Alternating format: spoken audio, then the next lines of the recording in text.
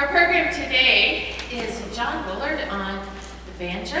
If you've looked at the program, you see that we have classical banjo before us. You might not have had that experience before. I know that I have not, so I'm really looking forward to it. Let me tell you a little bit about John. I'll just highlight part of his bio. He has a long performing and recording career where he has invited audiences to share in a transformative revelation, to experience the artistic marriage of banjo and classical music.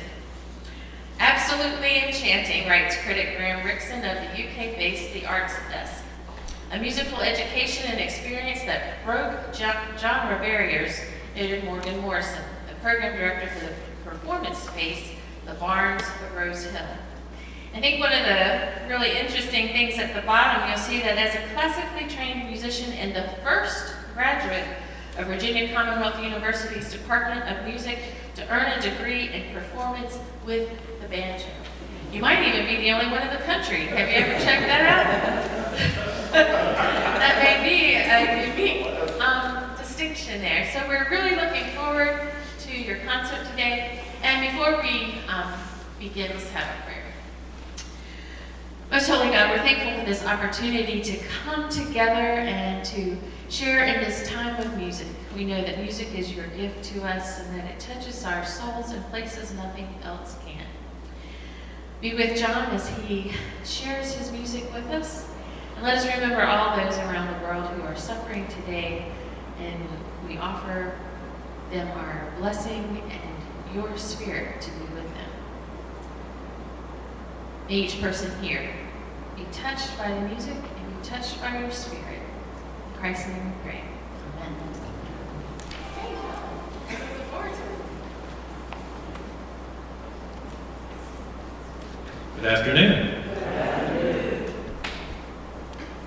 So I thought I would ease everybody into this concept of classical music on the banjo by starting with a set of pieces that are some of the very first transcriptions that I ever did of classical music for the banjo. And I don't really have time today to get into the full explanation of how this all happened, but I'll just say that it was sort of a happy accident that occurred from my just being in music school and the faculty discovering that my real instrument was the banjo rather than classical guitar, which I was kind of being an imposter with the classical guitar just to matriculate through the music program. But once one of my teachers found out about that I did play the banjo, and that was my main instrument, he asked me to bring the banjo in for a show and tell, and I did that and just played what I knew to play, which was some bluegrass. And he came up to me after that and said, "Have you ever thought about playing any Renaissance or Baroque music on the banjo? Because to me it sounded an awful lot like a lute or a harpsichord." And that was the light bulb moment for me, and I have not looked back since. So that's kind of the very thumbnail sketch of how this came to be. So it was not something I was really seeking or looking to do. It just sort of happened. So anyway, I'm going to start with this first set of 3 pieces, and these are some of the first transcriptions that I did for the banjo of classical music. And the first tune in the set is a short prelude by Robert de Visse, who wrote for the Baroque guitar in the Baroque era. And the second piece is the second Bouree from Bach's 4th cello suite. And then rounding out the set is a popular lute piece from the late Renaissance called Kemp's Jig.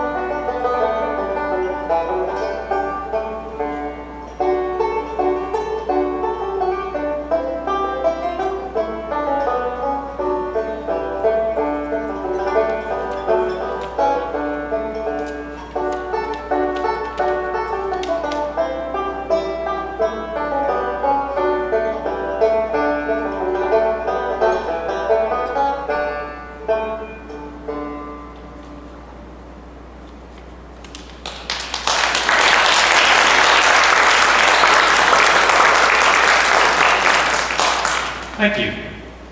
The next piece on your program is the Gavotte and Rondeau from Bach's third violin partita. And Bach set this solo violin partita to dance forms. And in particular, this partita was set to French dance forms from the Baroque era. And that's where the name Gavotte and Rondeau come from, and they're the French dance. And I was recently on YouTube looking at different versions of this piece, trying to get some inspiration. And I ran across a video that was really interesting. And in the video, of course, there was a violinist playing the Gavotte and Rondeau. But what really caught my attention is while they were playing the Gavotte on the violin, there was someone next to them dancing the Gavotte. And it immediately struck me that it's not that far from this person dancing the Gavotte to the Bach piece to someone clogging to a fiddle tune in the mountains of Virginia. They have the same DNA.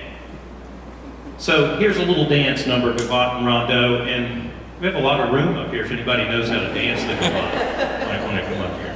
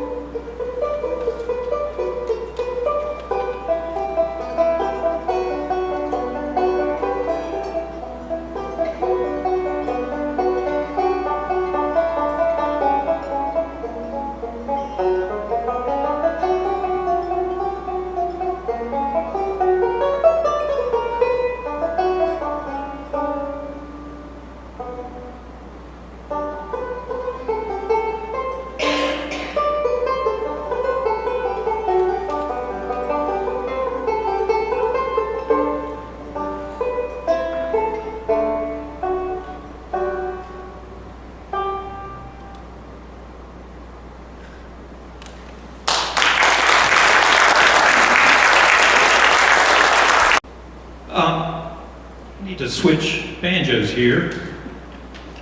And I'm wondering if anybody has ever seen a cello banjo. This is a cello banjo, and as you can see, it's way larger in diameter than my standard banjo. It's also open in the back, and it's a full octave lower in pitch. So it's kind of like a bass banjo in a way. And the cello banjo was invented during an interesting time in our history. The cello banjo came about during the Victorian era.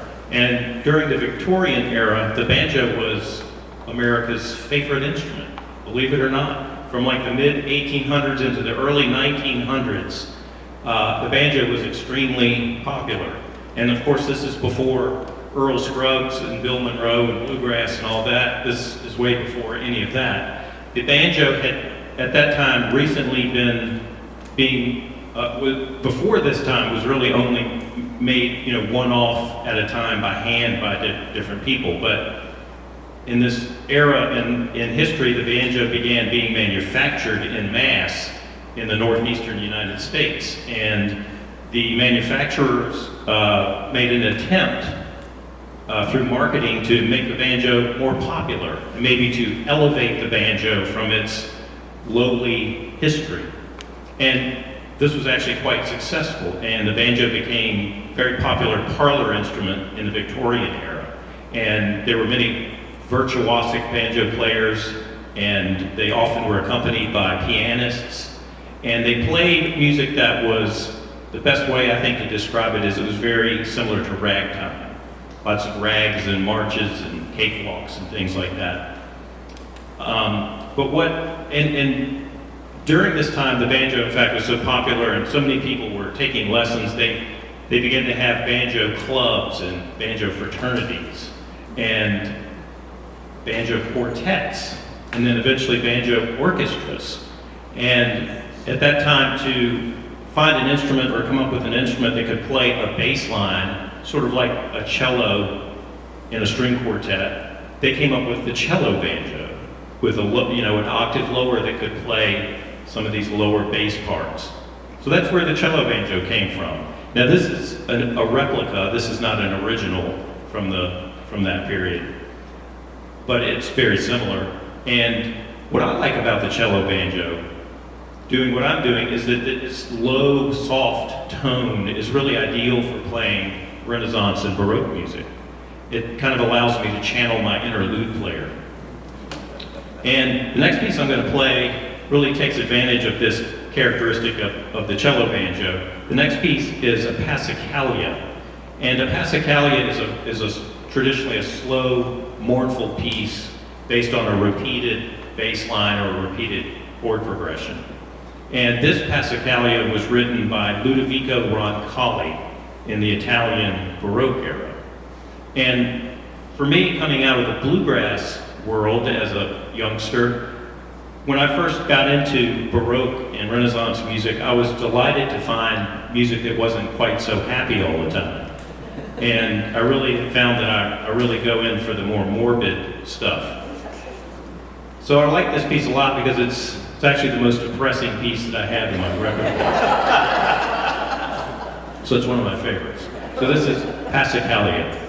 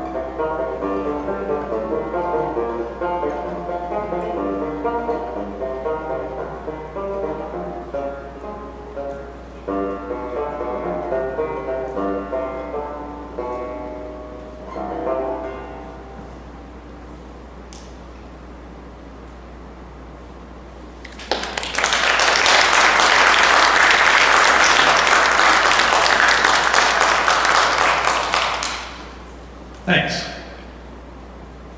Well, the next piece that I'm going to play is the Prelude from Bach's first cello suite. He wrote 6 suites for solo cello, and this is the Prelude from the first one. And this piece is known for its poignant, reflective quality, and it often reminds me of my favorite place. My favorite place is my back porch. I like to sit on the back porch early in the morning, just as it's getting light, with a cup of coffee, and just sit back and reflect.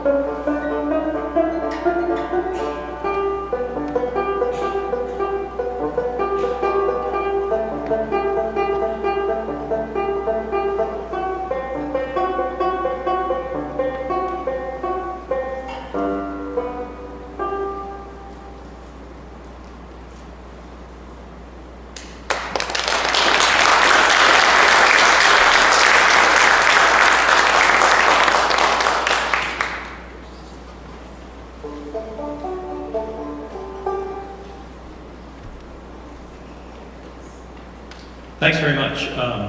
It's always a challenge keeping these rascals in tune. The banjo's favorite thing to do, whether it's a cello banjo or a regular banjo, is to get out of tune. They love to do that. So while I was in music school, I was studying with a classical guitarist named John Patakula, who is still the head of the guitar department at VCU in Richmond. And John was very supportive when I put away the guitar and started doing banjo transcriptions of classical music. And I would go to my lessons with my banjo, and John continued to be my teacher, and he helped me a lot with what I was doing. And John is of that old school Segovia style of classical guitar, and even did some master classes with the maestro Segovia when he was younger.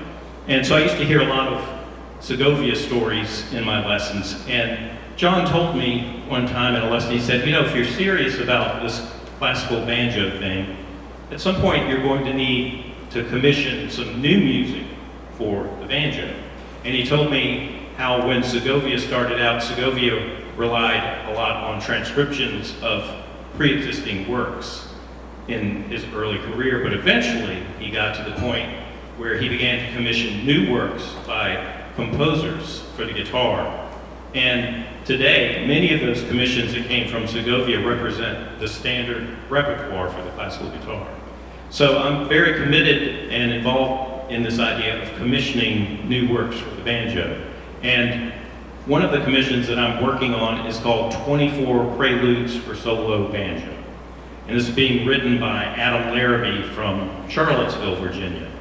And Adam and I decided that the best thing to do at this point for the banjo would be to write a series of 24 preludes for the instrument, one in every key, major and minor, which really was a tradition started by Bach with the Well-Tempered Clavier, where he wrote the preludes and fugues in every key, major and minor. And since Bach's time, many composers have done the same thing for many other instruments. And even Ponce, the great Mexican composer, wrote a set of 24 preludes for Segovia. So we thought it would be a good thing to do for the banjo.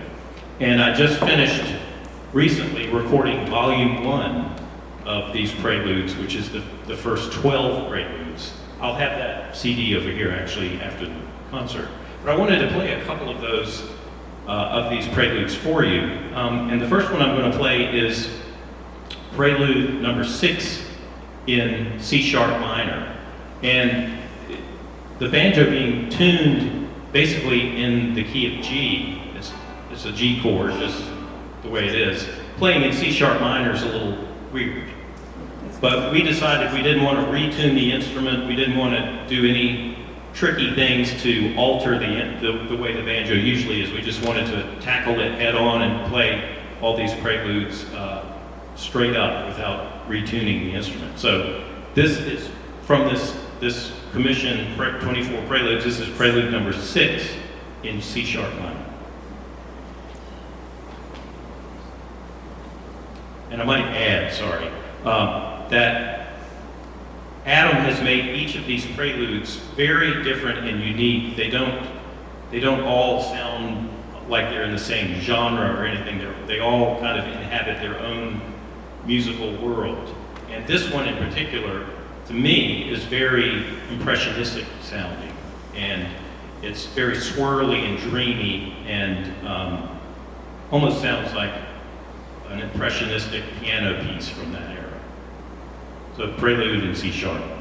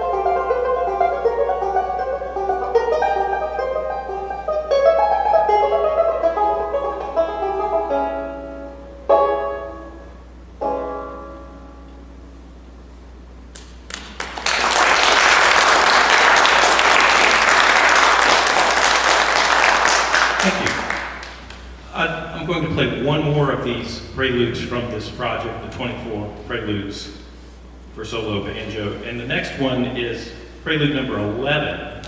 And this is in the key of B flat major. And this is a little bit more friendly key to the banjo, but still not a common key for the banjo.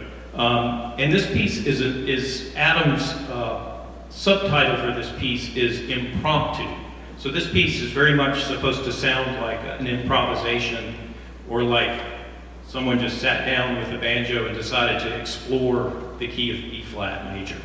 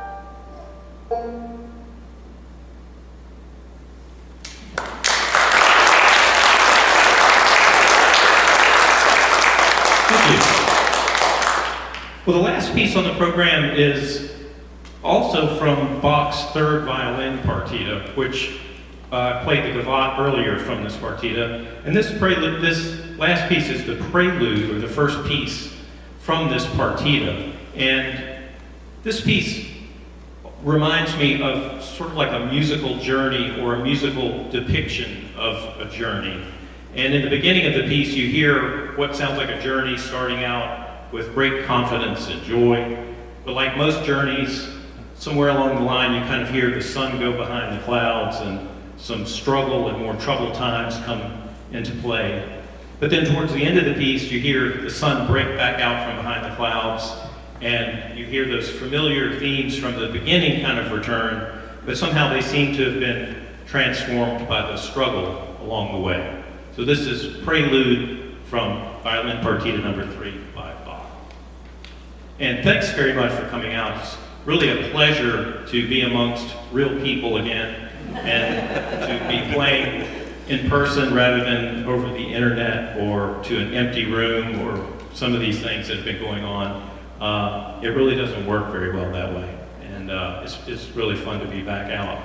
So thanks for coming, and hope to come back to this beautiful sanctuary at some point. Thanks again.